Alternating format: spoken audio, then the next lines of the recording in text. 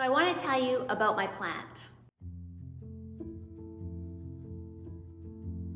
We grabbed a bunch of plants one year to put in planters and plant for the summer. I love flowers, and I had bought too many. And I got to the end of my plants and I thought, I'll just cram them all in this one container. It wasn't a very big container, about this big, and I just crammed them all. I didn't know what they were. The tag had blown away or got lost with the rest of the flowers, and I thought I'll just put them all in this planter. And so I did. Summer came and I watered this plant, I fertilized this plant. I was anxious to see what kind of flowers were going to crop up from this plant because I didn't know what it was. And I put it in the sun. Halfway through the summer, there was nothing going on. There was no flowers coming out. There was not even a bud, even in August. And I thought, what am I doing wrong? Am I doing all the right things? I'm fertilizing, I'm putting it in the sun, and maybe it's having too much sun, so I put it in the shade. And nothing came. September came, and it was this big green plant. Just greenery. My husband thought maybe that's all it does, is just looks like grass.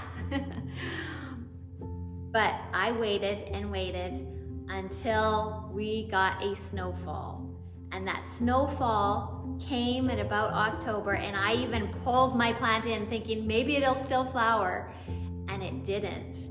And frost came and nothing happened. I put it back outside. I kind of gave up on this plant ever flowering. And I wonder sometimes, do we give up on our dreams? Have we had unanswered prayer?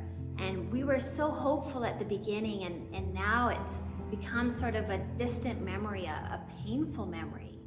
So there's this quote from C.S. Lewis. He said, God whispers to us in our pleasures. He speaks to us in our consciences, but shouts to us in our pains.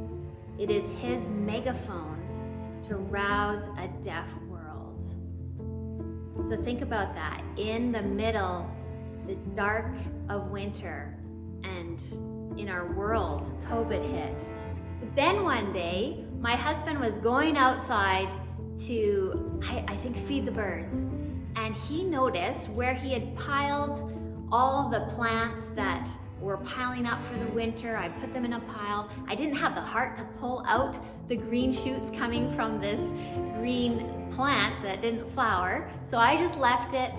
Snow came, winter came, cold hit, and the end of March, beginning of April, my husband went out and saw this greenery coming out of this planter.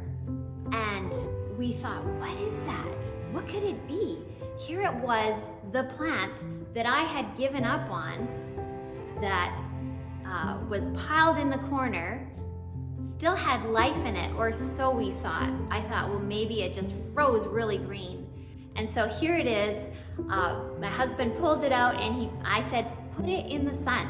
So he drags it to a part of the yard, plunks it down into the sunshine where the snow was just starting to melt, and we watched it and we waited.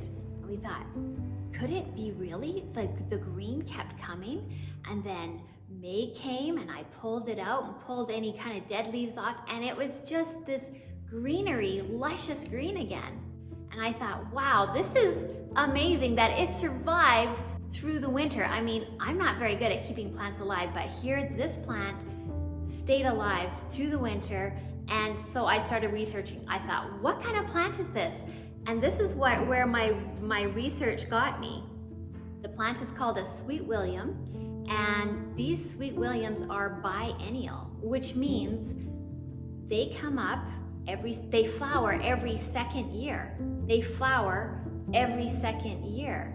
So the first year you just get greenery, but the second year it flowers. But here's the key, and I think is so important for us to grasp, is that it needed the dormant season in order to flower. It needed the dark, it needed the cold, to flower. And there's this thing called post-traumatic growth. You've heard of post-traumatic stress disorder. Well, something can also happen, and it's called post-traumatic growth. And that's what happened to this plant. So it flowered, and oh my goodness, did it ever flower. My flower pot was booming. It was way too small for the amount of foliage and flowers that were coming out of it, and man, did it ever flower. And it was beautiful. There's a verse in Romans that says, hope that is seen is not hope, for who hopes for what he sees? But if we hope for what we do not see, we wait for it with patience. So I hope this encourages you today to keep on hoping, keep on believing, and even if you are in a dark time, in a dark season of your life, even if you've seen dreams unfulfilled and prayers unanswered, he takes beauty from ashes. He turns graves into gardens, and he can do the same in your life.